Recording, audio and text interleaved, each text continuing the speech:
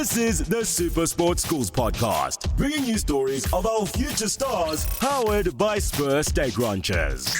1, 2, 3, go!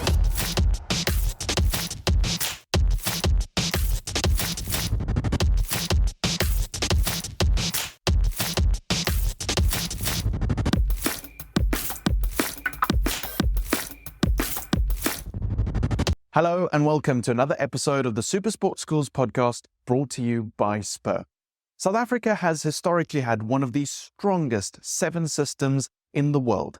And this week in Paarl, the Marius Schoeman Sevens tournament is taking place. 96 Sevens teams from around the country are going to be taking part in that tournament. We wanted to find out more about the Sevens pathway in South Africa and what it takes to make it to the top and into the senior team. So to do that, we've come here to the Stellenbosch Academy of Sport to talk to the namesake, the man himself, Marius Schoeman. Marius, welcome to the Super Sport Schools podcast. Thanks so much for being here. Thank you for joining us. Just to start off, can you introduce yourself? First of all, thanks for having me. Marius Schoeman, and I'm the high performance manager for Springbok Sevens Rugby. Very involved in sevens in South Africa. Where did that journey begin? How did you get into sevens? What's that pathway been like for you?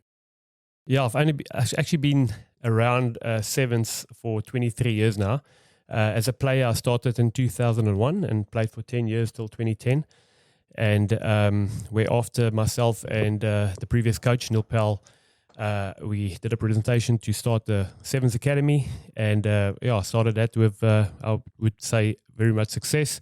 And being the manager of the Sevens Academy and obviously stayed in the system. And today, our performance manager, so just so blessed to do something that I love every day. And talking about doing something that you love every day, what is it about sevens as a format of rugby that's so special? Because everyone loves watching it. It's always such good fun. And for you, what keeps you coming back? I think it's exciting. You know, it's a family atmosphere. As a athlete in my younger days, I think you're looking for space, a wing center.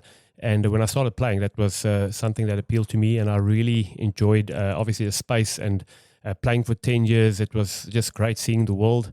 And I still believe it's a great pathway for any youngster in our country, you know, to excel to greater things. We've seen Kurtley Arnse, Kwacha, Cheslin. There's a lot of players that came through the system and actually made it to the top. So it's exciting, and I think for the public out there as well, you know, it's 15 minutes. It's over and done, and sevens worldwide. It's a level playing field. Any country can win at any given time. You know, it's a bounce of a ball. So it's actually a very exciting game to watch. It is very exciting, and the part you talk about traveling the world and seeing those places as a player and as a youngster, that's something that very few other sports give you. So much traveling each week in a different country. Tell us a little bit about that and the benefits that you think come from that as well. Yeah, for sure. You know, I think as a youngster in South Africa, I remember the first time I went with the team was to Hong Kong. You know, and I think playing in Hong Kong for your first tournament, it's massive. You're playing in front of 50, 60,000 people. Hong Kong has always been known as the tournament in sevens. You know, so but yeah, you meet a lot of people. I've met a lot of people. I made a lot of friends worldwide, and we up until today still staying in contact. So it's just special, you know, you're actually seeing the world on someone else's expense. But it's just great. It's camaraderie. You make a lot of friends. I've seen a lot of guys come in and go out of the system. Some stayed in sevens for years. Some just use it as a platform for bigger things. But I've made some great friends. And as I said, you know, you become a world traveler, and it's awesome because sevens, every second or third year, there's a new venue on the circuit. So you just keep on exploring the world. So it's absolutely fantastic for any youngster out there. And you said some people stay in sevens, some use it as a platform to go on to bigger things. We're going to get into the school aspect in a moment, but just before we do that, for you, do you think there's a particular focus on whether you're using sevens as a platform to go on to the 15s, or do you think at the same time it can be balanced with people just being sevens players and that's their rugby career? I mean, for you, do you look at it one or the other, or is it a balance? There's definitely a balance, you know. for myself, when I was playing, I made that decision. I loved it and I wanted to stay in sevens, and I stayed here for 10 years. There's a lot of players that'll come in and actually say, listen, I want to use this as a stepping stone to the URC. And that's also great, and we always support those players. We want to see them make it, whether it's in sevens or whether it's in the 15s. But you can actually identify players from a young age, and you can actually see, this guy, he's going to be a sevens player, and his career will be sevens. So there's a lot of these guys that won't be able to play 15s at a high level, but at sevens, they will be superstars. And not just in South Africa, I think worldwide. So, but as I said, it is a great stepping stone and a pathway, I think, for all our youngsters, just to up the finer skills, and especially when it comes to one-on-one defense, etc. Just to round you off to be that ultimate player. And we can see that, I think in a player like a Kurtley Arendse, where he was playing for UWC, he came into the system a year and a half later, played URC, and the following year playing for the Springboks, one of the best players in the world. Absolutely. And I think the thing that's always interested me about sevens is that most of our schools will play 80-90% of the season 15s rugby. And then right at the end, they cram in some sevens, and maybe sometimes they don't even do that. And yet South Africa, over the years, has historically been one of the strongest countries in the world when it comes to performing at sevens on the international stage. So I think now to talk a bit about the pathway from schools to get to the senior level in sevens in South Africa, what's that process like? And what is it like finding sevens players when maybe they've never even played sevens before? Yeah, South Africa, the schedule out there, the school schedule, it's jam-packed. There's hardly 2 or 3 weekends open in a season to make time for sevens. Fortunately, September, October, we've set aside, and we're really focusing on establishing sevens tournaments. But most of our scouting will be done early in the year and out of 15, so it makes it a little bit difficult. But I must say, that's one of the reasons why we changed the school format to under 17. It's the last quarter of the year. We can scout them at under 17 and at least stay in school the next year when they're under 18 to go and play in tournaments like the recent Commonwealth Youth Games that we actually went with a great team. Guys did well. So just to talk about pathway, so what we try and do is we try and scout and identify those players at the age of 16, 17, and then we'll bring them into a bigger group, maybe 24 to 26 players. We'll have a camp of them. Hopefully there's a tournament, an 18 tournament somewhere in Africa, or like the one we had now in Trinidad and Tobago. And then out of that, we always try and keep 2 or 3 of those players into our academy or into our system. And we've just signed, I think, 2 or 3 schoolboys now will be joining us end of the year, beginning of next year. And then from there, obviously, in the academy set up for a year or 2, and then hopefully make it on a senior level.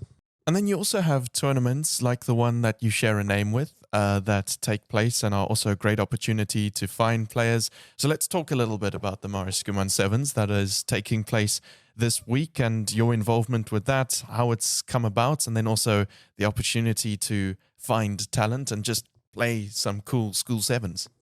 Yeah, I've been actually got a call from Jean Stemmet, who's organizing a sport at Paarl Gymnasium. I'm an old boy at Paarl Gym, and way back to ask me, can I please use my name? And a little bit embarrassing, but actually went and I had a conversation with our CEO at that time, Yuri Roo, and he said, well, it's a great idea. One of the things I think as a player, you want to leave a legacy and you want to give back. So we decided to go with it.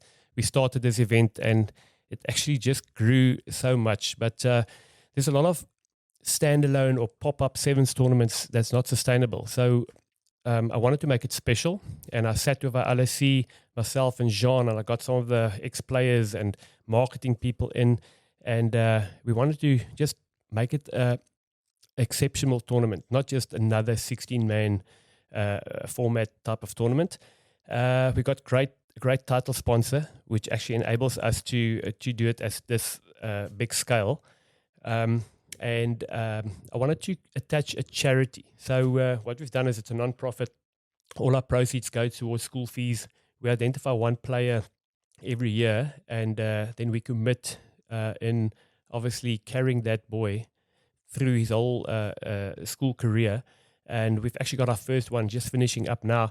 He's been there for 5 years. We pay their school fees and their boarding fees. So for me, it's all about creating opportunity. We need more opportunities out there for these boys. A couple of years ago, we decided to include the girls as well. We obviously believe in equality. So we went with the Fast 5 netball and Fast 5 hockey. So for this year, we'll have 96 sevens teams, 3 age group categories, and then we've got 72 Fast 5 netball and 60 Fast 5 hockey teams, which obviously makes us one of the biggest school tournaments, talking about short code school tournaments, I would say in the world, but definitely the biggest one I know of. I think what I get from that and what I've heard before about sevens is the sense of community that you have within sevens, because you all go over the world and you all stay in the same hotel. All the teams are there together. You get to know everyone, and the sevens teams stay together and travel together. So in general, in sevens, there's a close-knit group of people. It's a strong community. And the fact that you've got this tournament going, that is also quite community focused, and it aims, like you say, to give back as well as to find players and give opportunity. And I think just the coolest part about it is that there's a massive tournament that all these teams come and get to play in. And especially for sevens, where we might not be playing during the school year, and there is what you say towards the end of the season, August, September, there is that opportunity now, but also just to have such a big tournament where everyone can play against each other. That's fantastic. So when you're at events like this, the opportunity there for players to showcase themselves, what are the scouts looking for, and to go from perhaps Marius Schoeman sevens and to go further, what does that look like when it does happen? Yeah, we're definitely scouting at events like this. There's a lot of them happening, and luckily SuperSport schools are broadcasting most of them. We saw the DHS event, I think it was last weekend, and there's a couple of them, So I do most of the scouting for sevens, so I really make an effort to see most of those boys, because there's so much talent out there. There's a lot of diamonds throughout the country, and yes, it's natural. They do get missed in all the provinces. A couple of them that'll be missed, but we try and pick them up, and that's why we try and create this opportunity. As I said, we've got so many schools, and I've definitely picked up a couple of players at this event last year and the year before. Some of them came through and played for the SA 18s. There's a couple of them that we actually signed. That's currently in our senior setup. A player like Christy Grobler, who went to Drosday, and not just for the players, it's an opportunity for the schools as well. You will know, a school like Hermanus will never play against Grey College. They're just not in the same league. But at an event like this, they've got an opportunity to be tested against those players. And when we started the event, I actually asked some of the smaller schools, would you like to go in a different league or play an open competition? And all of them, open competition, they would like that opportunity to play against Affies or Grey or Paarl Gym or Paarl Boys. And we actually saw a couple of years ago on day 2, I think game 1, Hermanus versus Grey College. Hermanus actually won that game, and it's great. It's great for the players. It's great for the school. So yes, we are out there. We are scouting, and we want to make sure that we see most of the. You'll never see all of them, but we want to see most of the boys out there and see who can make it in sevens. There's so much competition out there. We need to contract players, and it's competition with the big unions. But you don't always have to focus on your number 1 SA schools player. Number 3, number 4, there's more than enough talent. And it's an event like that makes it possible for those players to maybe find a career in rugby. Come on, wake up now. Who got zombie? Wake up now. Sequilatos cat. Wake up now. Who got my singing? Get up and go. With 15 delicious breakfasts, Spur is the place to be until 11 every morning. Enjoy an unreal breakfast, still just $49.90. Spur, people with a taste for life. Wake up now! Come on! Yeah! I think it's something we always talk about, super sports schools as well, with all the streaming that we do, exposing more people than ever before. And I think with sevens, the games are a lot shorter, so scouts don't necessarily have to sit for as many hours, but you still sit for as many hours. You just cram a lot more people into it potentially.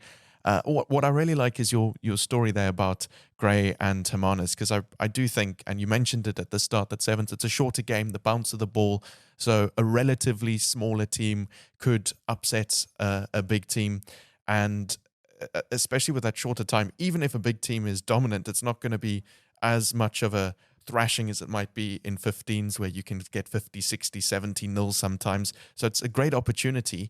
And then the teams can sometimes actually win as well. So it gives opportunity to schools from across the country. And with the smaller time, you can play more games and have more exposure. So that's great. Have you noticed with super sports schools making your life easier or making it harder because it's throwing in so much more for you to look at? Look, live streaming, and in this case, super sports schools, is definitely a game changer. At Springbok Sevens at the moment, we don't have 20 or 30 scouts. Yes, I'm probably the only one scouting, but I do have some individuals in all the provinces that I contact, I can trust. They'll give me names. A lot of the teachers, a lot of coaches out there, I've got a really good relationship with them. And but as I said, it's a game changer. The games are recorded, and I don't need to be at an event in Vryheid or one in Pretoria. I can just sit at my house and record it and then watch it and make sure you see all of them, whereas in 10 years ago, it was so tough. You always missed one or two players or 10 to 20 players.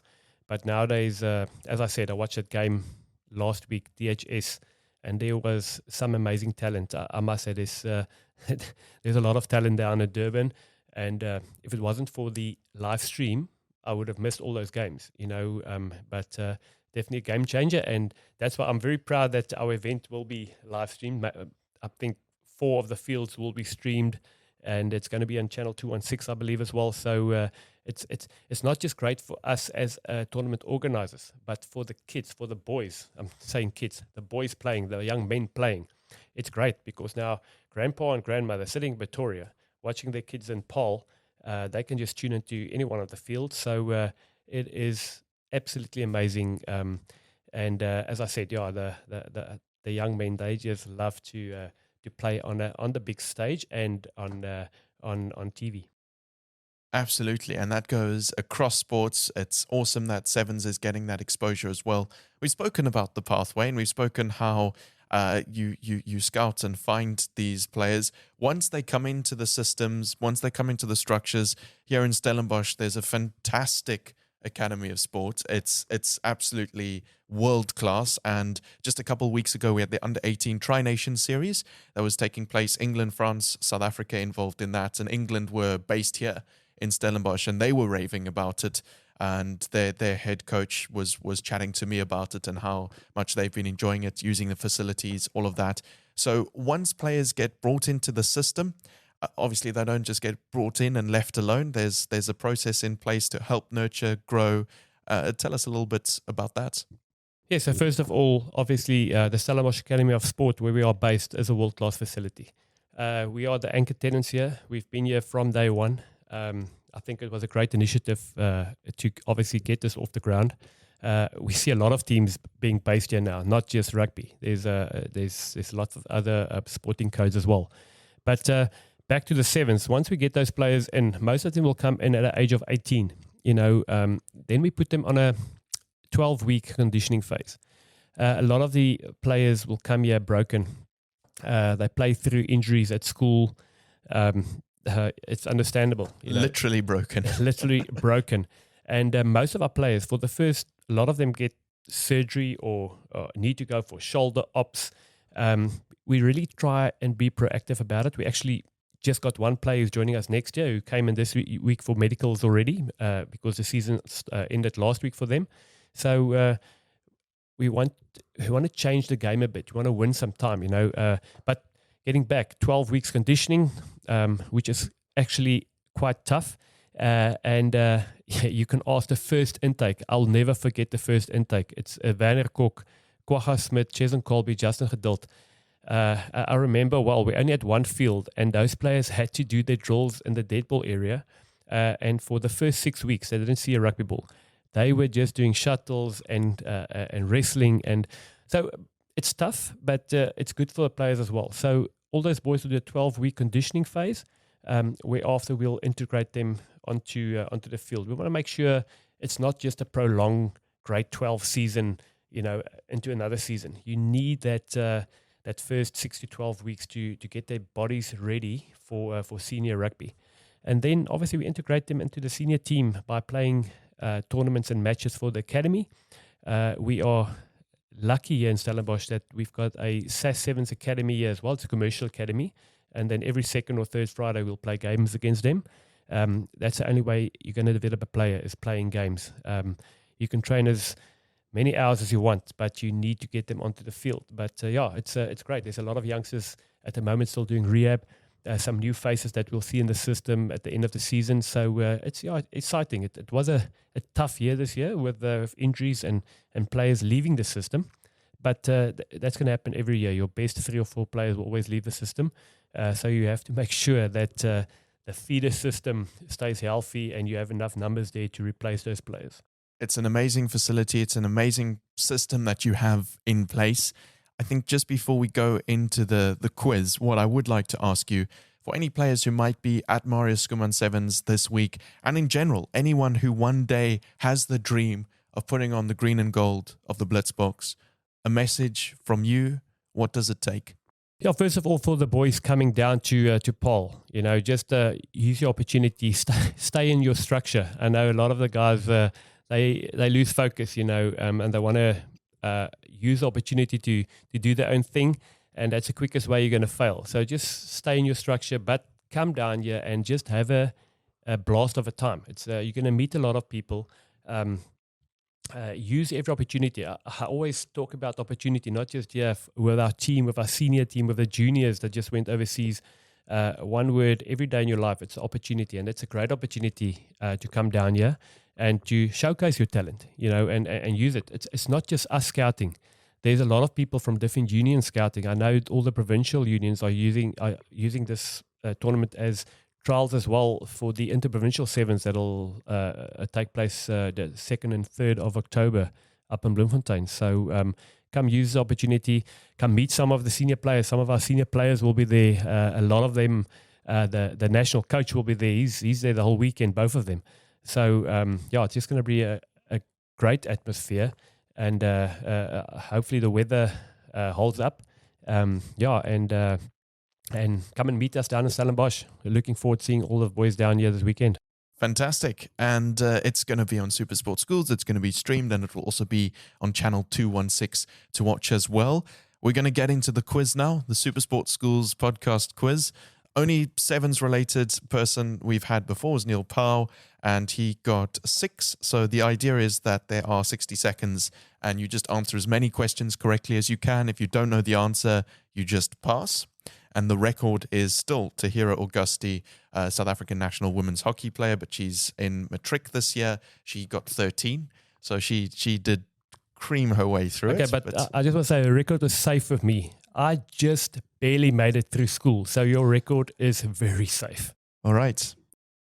Marius Schoeman, are you ready to play the Super Sport Schools podcast quiz? No. It's the second person in a row who said that. Yeah. All right. Your time starts now. True or false? Super Sport Schools is streaming and broadcasting the 2023 Marius Schoeman series this week. True. Correct. What is a quarter called in water polo? No idea. Chaka. Which city hosted the most recent Sevens World Cup? Cape Town. Correct. What is carried by athletes and passed to each other in athletics running races? A baton. Correct. What is the common name of the Springbok men's sevens team? Blitzboks. Correct. Which school won the Free State Cup for girls hockey?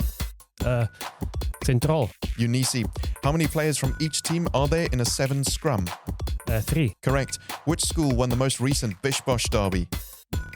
I don't know what that is. Rondebosch. Super Sport Schools recently released a short film on the Paarl derby between Klein Nederburg and New Orleans. What is it called? Pass. Flair. Name a player who made their debut for the men's Proteas T20 team during the current series against Australia. Pass. How long is a yellow card in sevens? 2 minutes. Correct. Which tennis Grand Slam tournament is currently underway? Pass. US Open. In sevens, if a kick does not go 10 meters, what is the sanction? It's a free kick. Correct. On the buzzer. He got 7, beating Neil Powell by 1. Neil Powell. Sorry, buddy. There we go. See, not that bad. Well done. That's a good score. Thanks so much for chatting to us today and taking part in the quiz and talking a bit about that pathway. Just before I let you go, what are you most excited to see this weekend at the tournament? Now, first of all, I just want to thank Supersport Schools. It's absolutely fantastic having you guys at the event. Not just our event. It's not my event. Not just our event, but all the events out there. You know, and this weekend, I'm really excited to see the talent. There's some schools that I've seen that's in there that I haven't seen some of those players. So I'm really looking forward to seeing some new faces. But don't forget about the Fast 5 netball, Fast 5 hockey. Something for the eye and a lot of talent. You know, we've seen actually some of those girls actually playing at the Commonwealth Games netball. One of them played in our event last year, so that was so great. Going onto the strip and seeing I think she was a player of the tournament last year, and she played for the SA18 team. So absolutely fantastic. And I'm not sure if I'm allowed to say this, but I need to say thank you to our sponsors. No events out there, especially at school level, is possible without sponsors. So I need to give a shout out to the MDEC Group. That's our title sponsor. It's absolutely amazing. And we must remember the money is going for school fees. So it's not just an advertising thing. They are in it for the right reasons. So thanks a lot for MDEC and Supersport Schools. All right, thanks so much. And thanks for being on the Supersport Schools podcast. Appreciate it.